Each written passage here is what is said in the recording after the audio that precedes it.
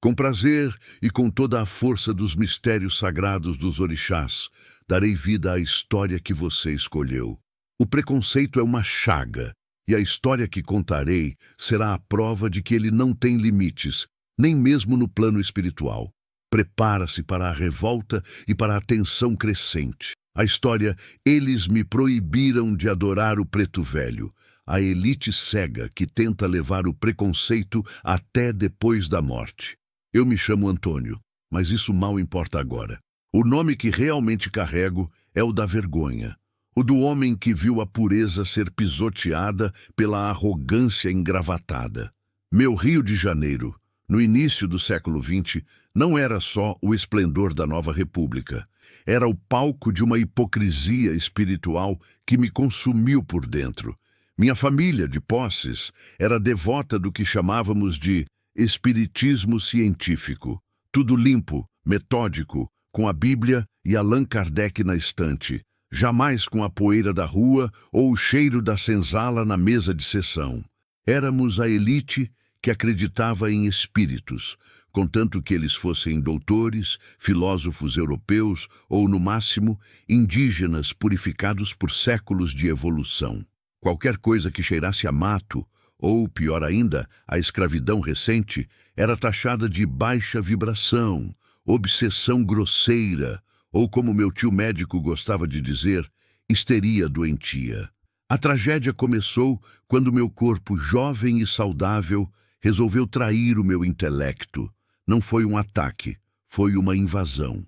Eu estava na sala de jantar, lendo um artigo sobre a evolução das espécies, a epítome do meu racionalismo, quando a crise me atingiu. Não era dor de cabeça, era a sensação de que o meu crânio estava sendo rachado para que algo maior entrasse. Comecei a falar, mas a voz não era a minha, era arrastada, lenta, com um sotaque que eu jamais tinha ouvido, uma mistura de português arcaico e dialetos que só se ouvia nos confins das plantações. Meu corpo se encolhia, minhas mãos se contraíam, e eu comecei a tossir, um som seco, como quem carrega fumaça nos pulmões há 80 anos. Minha mãe gritou, meu pai chamou o médico, meu tio, é claro. Ele me examinou com aquela frieza profissional, os olhos por trás dos óculos brilhando de nojo. Não é loucura, Antônio, ele disse apertando os lábios. É endemoninhamento. É a sujeira do Brasil entrando no seu espírito. A solução para a minha família não era a igreja, mas sim a Federação Espírita de Niterói, a meca de nossa fé iluminada. Pensei que iriam me curar da doença do espírito. Em vez disso, fui levado a um tribunal de vaidades. Lembro-me da sala, limpa demais, com cortinas pesadas e o ar frio de quem tem medo do sol. Na mesa, todos de preto, faces sérias, olhar de quem já detém a verdade absoluta. O presidente, José de Souza, me olhou com uma piedade que fedia a superioridade. Jovem, ele murmurou, sua mediunidade é forte, mas desorganizada. Vamos chamar um espírito elevado para lhe dar a doutrinação correta. Fui colocado à mesa e a sessão começou. O ritmo era lento, as preces em latim ou num português floreado que mais parecia um sermão acadêmico. Eu tentava acompanhar, sentir a pureza que eles prometiam, mas sentia apenas o peso da condenação iminente. Então, aconteceu. O ar na sala, já rarefeito, ficou denso, pesado, com cheiro de fumo e terra molhada. Uma força diferente daquela da sala de jantar me agarrou. Não veio de cima, não veio do teto, veio de baixo, da terra, do chão de madeira polida. Meu corpo se vergou, minhas costas curvaram-se em um arco de dor e ancestralidade, e quando abri a boca não foi a voz de um acadêmico, mas o som de um gemido cansado, seguido por uma risada rouca, doce e, acima de tudo, inaceitável. Saravá, meus fios! A voz saiu, carregada de poeira e tempo. A sala congelou. O espanto era palpável. Eu, do intelectual, o futuro da Marinha, estava ali, na frente daquela gente fina, incorporando um preto velho. Meu corpo, agora curvado, apoiava-se na bengala que eu não tinha. Meus olhos, antes focados em ciência, agora viam o mundo com a sabedoria resignada de um avô que viu o pior da humanidade. O cheiro de cachimbo, embora imaginário, inundou o salão e o silêncio se tornou ofensa. Quem é você? Identifique-se imediatamente. A voz de José de Souza era um trovão de desespero e raiva contida. Ele não estava falando com um espírito. Ele estava repreendendo um escravo fujão que invadira a casa grande. Não precisa de pressa, senhor. Meu espírito, através da minha boca, sorriu. Eu só vim trazer a caridade, que é o que essa casa esqueceu. Eu sou o pai Joaquim de Aruanda. Vim na ordem de Oxalá para falar do que é simples, amor e humildade. Eu juro que se o pai Joaquim tivesse dito que era um demônio, a reação não teria sido tão violenta. A palavra humildade, vinda de um preto velho, de um espírito que para eles representava o atraso, a mistificação e o candomblé selvagem, foi o estopim da revolta. Um dos cavalheiros da mesa, com uma barba aparada e voz cortante, se levantou, batendo na mesa. Chega! Isso é um ataque à doutrina. Essa entidade é inferior. Se retirarmos a caridade do espiritismo, o que sobra? O preconceito, meu filho, é a nossa doutrina, mas com pretos, índios e tambores, isso é barbaridade. Zélio, essa sua manifestação é inaceitável aqui. Proíbo que esse tipo de coisa volte a se manifestar nesta casa. O presidente concordou, seu rosto pálido de fúria e medo. Eles me baniram. Não baniram o Antônio, mas o espírito que ousou manifestar a simplicidade e a caridade em um lugar onde só a intelectualidade era bem-vinda. Eu fui expulso, levado para casa como um louco, mas carregando em mim o grito de revolta de pai Joaquim. Eles podiam ter proibido o preto velho de entrar na federação, mas não puderam tirá-lo do meu peito. E foi ali, sob a condenação da elite, que a minha Umbanda nasceu. Na revolta contra aqueles que tentaram levar o preconceito até depois da morte. O que eles chamaram de espírito inferior era, na verdade, a única salvação que eu tinha. Mas essa salvação custaria a minha vida inteira. Fui expulso de Niterói, mas a parte mais cruel da humilhação veio depois. Minha casa, antes meu refúgio, tornou-se minha prisão. Para minha família tradicional, a mediunidade de preto velho era pior que a loucura. Era a prova de uma falha moral, uma mancha hereditária. Meu tio, o médico, passou a me tratar não com remédios, mas com isolamento e sermões doutrinários. Ele dizia que o espírito do pai Joaquim era uma entidade grosseira que estava me sugando para as baixas vibrações e que o único modo de me salvar era rejeitar o tambor, a erva e o cheiro de senzala. Eles tentaram me forçar a incorporar apenas espíritos iluminados, mas quando eu sentava em silêncio, esperando a pureza da mesa branca, vinha apenas o silêncio opressor e frio daquela gente. A revolta de pai Joaquim se tornou a minha. Eles proíbem a caridade em nome da vaidade, meu filho.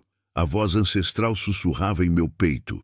Mesmo quando eu estava desincorporado. Aquele espírito, que para a elite era inferior, era o único que me oferecia calor e verdade no meio daquela casa de mármore gelado. Eu via o medo nos olhos de minha mãe, não de mim, mas do que os vizinhos iriam dizer. A honra da família era mais importante que a minha alma. O ponto de ruptura veio uma semana depois do banimento. Eu estava trancado em meu quarto, lendo a Bíblia por ordem de meu pai, tentando encontrar alguma paz, quando uma força me impulsionou. Eu me levantei e andei até a sala, onde meu pai lia o jornal e minha mãe costurava fingindo normalidade. Eu não posso mais ficar calado, eu disse, e minha voz era minha, mas a convicção era de milhões de almas silenciadas. Se a Federação Espírita nega a manifestação da caridade, se eles renegam um preto velho e um caboclo por conta da cor da pele de suas últimas encarnações, então eles renegam a mensagem de Deus. Meu pai largou o jornal. Zélio, o que é essa insolência? Não é insolência, pai, é justiça divina. Onde mais a caridade pode ser praticada, senão na simplicidade e na humildade? Onde está a doutrina deles, se ela depende de títulos acadêmicos no plano espiritual? Eles querem espíritos de gravata e luva branca, mas a dor do povo só é carregada por quem vem da lama e do sacrifício. Eu estava em transe, mas não de incorporação, e sim de revolta ética. Olhei para meu pai e declarei o manifesto da ruptura. Naquele momento, eu entendi que o preconceito da mesa branca não era apenas social, era um crime cósmico. Eles queriam levar a escravidão para o mundo dos espíritos, mantendo o preto velho e o caboclo como servos de baixa categoria, proibidos de se manifestar em casas de gente de bem. Eu vou fundar uma nova casa, eu declarei, sentindo as lágrimas de emoção e raiva escorrerem, onde todo espírito que vier em nome de Jesus, com a roupagem de um caboclo, de um preto velho, de um povo da rua, será aceito, onde o amor e a caridade serão a única exigência. Se eles querem pureza, eu lhes darei a pureza da simplicidade. Meu pai ameaçou me deserdar. Minha mãe chorou, convencida de que eu tinha perdido a salvação. Mas eu estava sendo guiado, não por um espírito de luz filtrada, mas pela luz da verdade nua e crua. Aquele dia, 16 de novembro de 1908, foi o dia em que o Caboclo das Sete Encruzilhadas se apresentou pela primeira vez, não em um consultório ou em um salão espírita, mas na rua, na terra batida de Neves, São Gonçalo. Ele veio para me dar a identidade que eu precisava para enfrentar a elite. A partir de hoje, a Umbanda será uma religião de caridade, simples, humilde e aberta a todos. Essa frase, dita através da minha boca, selou meu destino. Eu havia abraçado a revolta dos humildes e agora teria que pagar o preço de desafiar a ordem religiosa e social do Brasil. O preconceito não tinha morrido com a abolição. Ele tinha se mudado para o mundo espiritual, e minha missão era expulsá-lo de lá para sempre. Mas o caminho seria pavimentado com escárnio, perseguição e a ameaça constante de que eu era um endemoniado que merecia o castigo da sociedade. A fúria da minha família e a condenação da Federação Espírita serviram apenas como o fogo da revolta que eu precisava. Eles queriam me isolar, me fazer duvidar da voz rouca de Pai Joaquim e da firmeza silenciosa do Caboclo das Sete Encruzilhadas. Mas quanto mais eles me forçavam a ler sobre espíritos elevados e pureza de doutrina, mais eu sentia o cheiro da terra e do mato, e a verdade gritava: a pureza está na simplicidade. Eu não tinha dinheiro, tinha apenas a fé e a rejeição da minha classe. Meu pai cumpriu a ameaça e tive que deixar a casa que me aprisionava. Encontrei refúgio em um terreno simples em Neves, São Gonçalo. Era um lugar aberto, sem paredes de mármore, sem cortinas pesadas, um lugar onde a brisa do mar podia entrar e levar embora o cheiro de hipocrisia. Foi ali que decidi erguer um monumento à caridade que eles haviam negado. A tenda espírita, Nossa Senhora da Piedade, não nasceu com sinos de bronze e vitrais coloridos. Nasceu sob uma lona surrada, emprestada por um carpinteiro humilde que ouviu a minha história. O cenário era o oposto do salão de Niterói. Não havia cadeiras estofadas, mas tocos de madeira. Não havia silêncio de sepulcro, mas o som da água escorrendo, o cheiro das ervas frescas e o murmúrio de gente simples que vinha de longe, atraída não por promessas de títulos espirituais, mas pela esperança de cura e acolhimento. A primeira sessão foi um ato de desafio aberto. No dia 15 de novembro de 1908, a data simbólica da minha expulsão, eu me sentei no centro da tenda improvisada. Desta vez, não houve preces em latim. O Caboclo das Sete Encruzilhadas se manifestou primeiro. Ele não usou palavras difíceis. Ele falou a linguagem da terra e da cura. A partir de hoje, o Caboclo declarou, através da minha boca, em um tom que não admitia réplica: eu vou curar a alma desta gente, mas não esperem que eu use o vocabulário da vossa academia. Aqui, o trabalho é na lei da Umbanda, que significa a luz de Deus em cada um de vós. A cada cura, a cada passe, a cada conselho que o caboclo dava, eu via a revolta crescer na cidade. Os jornais de Niterói me chamavam de charlatão endemoniado. Os líderes da Federação Espírita espalhavam a notícia de que eu estava praticando magia negra e baixo espiritismo, tudo porque eu permitia que o preto velho se manifestasse. Para eles, curar um doente do morro era um ato de caridade perigoso, pois legitimava a fé da gente mais pobre. O ápice do escândalo veio quando o pai Joaquim de Aruanda se manifestou abertamente. Ele não veio apenas para aconselhar. Ele veio para expor a ferida do Brasil. Meu filho, ele disse a uma mulher que chorava pela fome dos filhos. A tristeza da sinhá não é só do estômago. É do coração que se cansa de lutar contra o desprezo. Na casa dos senhor de Niterói, eles têm medo de mim, porque eu lembro eles do açoite e da dívida que eles têm com a gente. Eles querem o espírito branco, puro, sem história. Mas eu trago a história do Brasil nas minhas costas curvadas, e a minha cura é a força de quem não desiste. O cheiro de cachimbo, real ou imaginário, parecia ofender a todos que vinham espionar a tenda. Eles viam um jovem de boa família se rebaixando para dar voz a um ex-escravo no plano espiritual. A revolta deles era simples. A caridade de pai Joaquim era subversiva. Eles não me perseguiam por fazer o mal. Eles me perseguiam por fazer o bem no lugar errado e com a pessoa errada. O preconceito da elite era tão profundo que eles preferiam ver um médium sofrer e um povo desassistido a ter que aceitar que um preto velho, um espírito humilde, pudesse ser um veículo legítimo da força de Oxalá. Eu estava construindo uma religião baseada na revolta dos marginalizados, e isso custaria muito caro. O próximo passo não seria apenas a perseguição da sociedade, mas a intervenção direta das autoridades, que viam na minha tenda um foco de desordem social e um insulto à boa moral do país. O sucesso da tenda espírita, Nossa Senhora da Piedade, não podia ser ignorado. Em poucas semanas, a lona surrada de São Gonçalo, que a elite considerava um antro de superstição, se tornou um polo de cura popular e acolhimento. Centenas de pessoas simples, ex-escravos, lavadeiras, operários e até mesmo alguns indivíduos de melhor condição social, mas cansados da frieza do espiritismo acadêmico, faziam filas para receber o conselho carinhoso de pai Joaquim e o tratamento enérgico do caboclo das 7 encruzilhadas. O preconceito da Federação Espírita não demorou a se transformar em denúncia formal.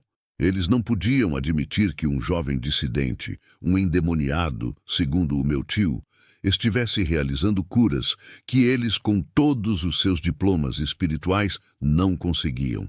A revolta deles era a de quem vê o poder escapar das mãos para cair no chão, na poeira, onde a gente humilde podia tocá-lo. A acusação que me fizeram não foi de fraude, mas de curandeirismo e perturbação da ordem pública. Para o Brasil daquela época, qualquer manifestação religiosa de matriz africana ou que a ela se assemelhasse era considerada crime. A caridade, quando feita por um preto velho, era vista como magia perigosa.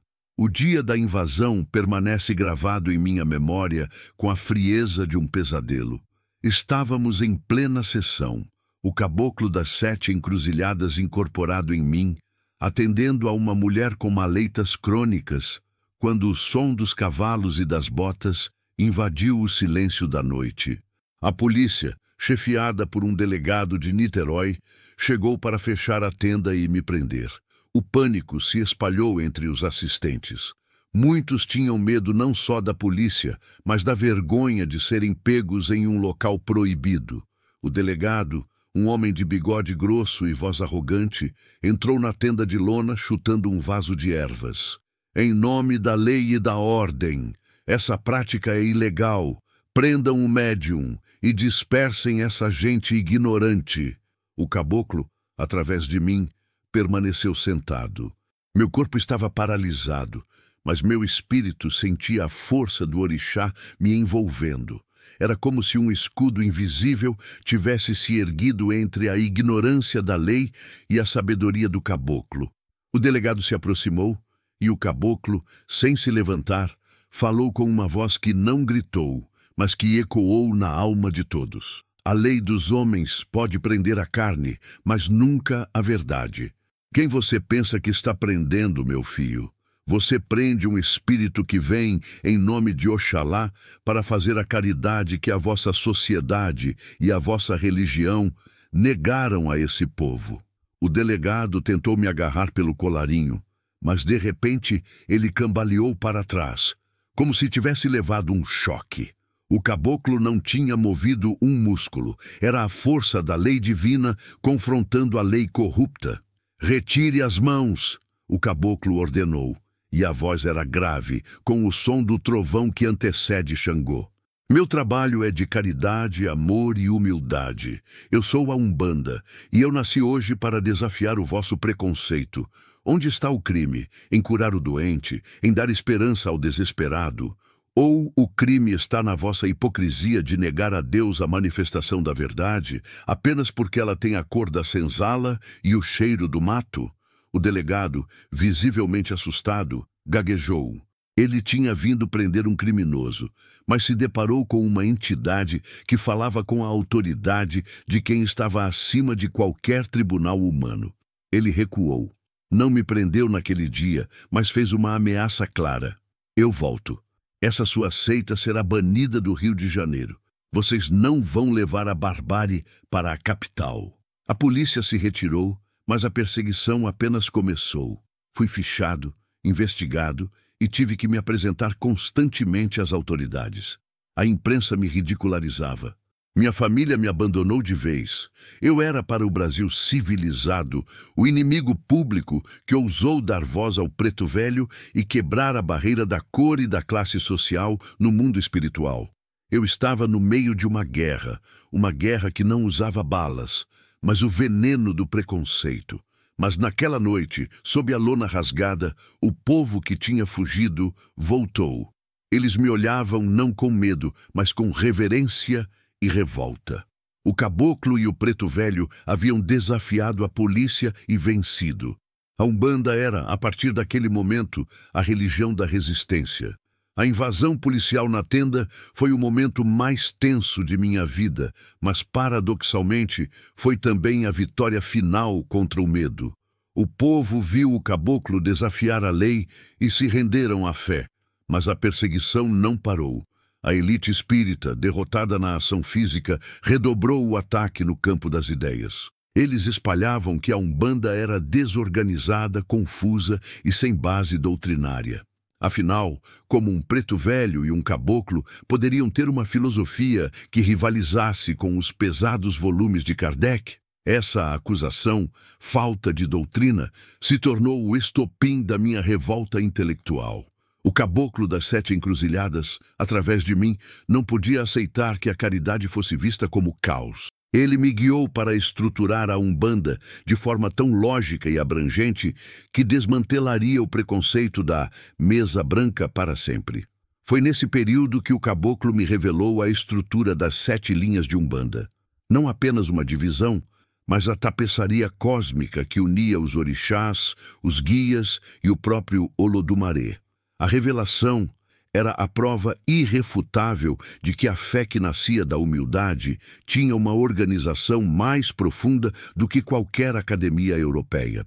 As 7 linhas eram o nosso manifesto filosófico, linha de Oxalá, a supremacia da fé e da unidade, para mostrar que, no topo, a Umbanda era pura e ligada à fonte divina, desmentindo a acusação de baixo espiritismo, linha de Iemanjá e Oxum, o poder da geração e do amor, mostrando que a vida e a família eram sagradas. Linha de Xangô, a justiça e o equilíbrio, onde o preconceito seria julgado e a verdade restabelecida. Linha de Ogum, a lei e a ordem, para provar que a tenda, ao contrário da anarquia que nos acusavam, era um lugar de disciplina e dever. Linha de Oxóssi, o conhecimento e a sabedoria, a resposta direta aos intelectuais. Nossa sabedoria vinha da mata, da natureza, e era viva. Linha de Iori, ou das almas, Iobaluayê, a evolução e a cura, onde a dor e o sofrimento se transformavam em crescimento. E o mais importante, a hierarquia dos guias. O caboclo fez questão de frisar. Todos eram trabalhadores de Oxalá, mas cada um tinha seu papel. O preto velho, que eles tentaram banir, estava firmemente assentado na linha das almas e da cura, com a missão de trazer a humildade e a resignação que faltavam à sociedade. Ele era o alicerce moral da religião, não a sua parte inferior. Com a doutrina das 7 linhas, eu tinha a arma perfeita contra a ignorância. Não era mais apenas caridade, era caridade organizada e cósmica. No entanto, a revolta não parou aí. O caboclo me alertou sobre um perigo ainda maior, a corrupção interna. Meu filho, a Umbanda nasceu da revolta contra o preconceito, ele me disse. Mas um dia, alguns tentarão colocar o preconceito de volta aqui dentro. Eles vão querer que o dinheiro valha mais que o axé. Vão querer que a vaidade substitua a humildade. A vossa missão é manter a porta aberta para o preto velho e o caboclo, para que a simplicidade e a verdade jamais sejam banidas de novo. Eu vi a profecia, vi futuros onde médiuns se tornariam arrogantes, onde a roupagem humilde do preto velho seria trocada por altares caros. A revolta de Pai Joaquim era atemporal, uma luta constante para que a Umbanda jamais esquecesse que nasceu para os marginalizados. Eu me tornei um paria, um herege para a minha classe, mas o pai de uma nova religião para milhões. O preconceito não tinha morrido. Ele se transformou em uma sombra constante, mas agora tínhamos a estrutura das 7 linhas para nos proteger. Eu vivi o resto da minha vida sob o peso da condenação de minha própria classe, mas sob a luz da aprovação de Pai Joaquim e do caboclo das 7 encruzilhadas. A tenda Nossa Senhora da Piedade, nascida sob uma lona de circo, tornou-se o farol da Umbanda. O que a elite chamou de desordem e baixo espiritismo se revelou o fundamento de uma religião que atravessaria o século. A revolta inicial contra o preconceito da mesa branca nunca arrefeceu. Ela se transformou na vigilância constante para que a essência da Umbanda, humildade, amor e caridade, não fosse corrompida. Vi a Umbanda crescer, vi outras tendas serem fundadas e vi a mensagem de que o preto velho é o pilar da fé se espalhar pelo Brasil. Contudo, ao longo dos anos, testemunhei a dolorosa profecia da traição se cumprir, exatamente como o caboclo havia me alertado. A Umbanda, que nasceu para desafiar a vaidade, começou a ser ameaçada por ela. Vi o surgimento dos médiuns empresários, aqueles que esqueceram o cheiro da terra e a simplicidade da lona. Eles trocaram o copo d'água e a prece humilde por títulos caros e consultas pagas. Eles tentavam de novo excluir o preto velho, não mais o proibindo de manifestar-se, mas o silenciando com a prioridade dada a orixás mais nobres ou guias mais poderosos. O preconceito não vinha mais de fora, estava apodrecendo a alma da religião por dentro. A revolta da minha juventude se transformou em uma tristeza silenciosa na velhice. Era como ver a escravidão voltar, disfarçada de elitismo espiritual. O caboclo das 7 encruzilhadas, em suas últimas manifestações em mim, não falava mais sobre curas físicas. Ele falava sobre a cura da moral de sua própria religião. Meu filho, o preconceito não morre, ele se veste de nova roupagem. Ele me disse uma vez. Eles vão querer tirar o cachimbo de Pai Joaquim, vão querer engravatar o caboclo, vão esquecer que a nossa força veio de baixo, da simplicidade do terreiro. Nunca permita que a Umbanda de caridade seja trocada pela Umbanda de vaidade. Meu legado não foi a minha vida, nem a minha família, que nunca se reconciliou totalmente com o caminho que escolhi. Meu legado foi a revolta bem-sucedida de 1908. A prova de que a caridade de um preto velho tem o poder de quebrar a espinha dorsal de qualquer preconceito, seja social, racial ou espiritual. Quando fechei meus olhos pela última vez, não senti o frio da morte, mas o calor do cachimbo de Pai Joaquim. Ouvi o assobio do caboclo das 7 encruzilhadas me chamando de volta a Aruanda. E a última coisa que senti foi a convicção absoluta. O trabalho estava feito. Eu, Zélio, o jovem que foi chamado de endemoniado por dar voz a um preto velho, havia fundado a religião da humildade. Mas a revolta não acabou. Ela é a chama que arde em cada terreiro que abre as portas para o preto velho com o mesmo amor e respeito que dão a Oxalá.